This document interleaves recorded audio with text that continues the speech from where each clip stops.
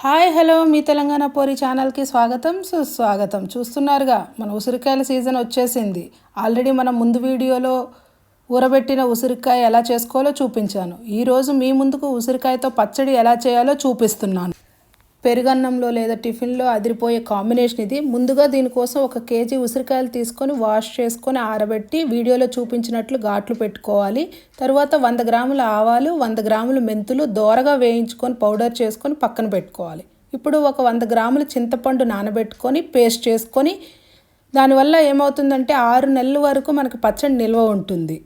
Salt 1 cup, కారం 1 cup తీసుకొని 100 గ్రాముల వెల్లుల్లి పేస్ట్ తీసుకొని ముందుగా ఉసిరికాయని వేరుశనగ నూనెలో ఉడికించి గోల్డెన్ బ్రౌన్ లేదా 80% వరకు కుక్ అయ్యేంత వరకు ఉంచుకొని ఒక బౌల్లోకి తీసుకోవాలి. తర్వాత అందులో సాల్ట్, కారం, మెంతు, ఆవాల పొడి, టామరిండ్ పేస్ట్, వెల్లుల్లి పేస్ట్ వేసి బాగా మిక్స్ చేసుకోవాలి.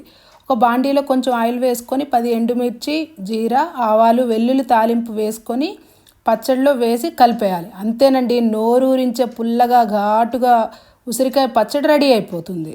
అలా వేడి వేడి అన్నంలో కలుపుకొని ఒక పట్టు పట్టేసామనుకోండి, సూపర్గా ఉంటుంది. ఇంకెందుకు లేటు, మరి ట్రై చేయండి.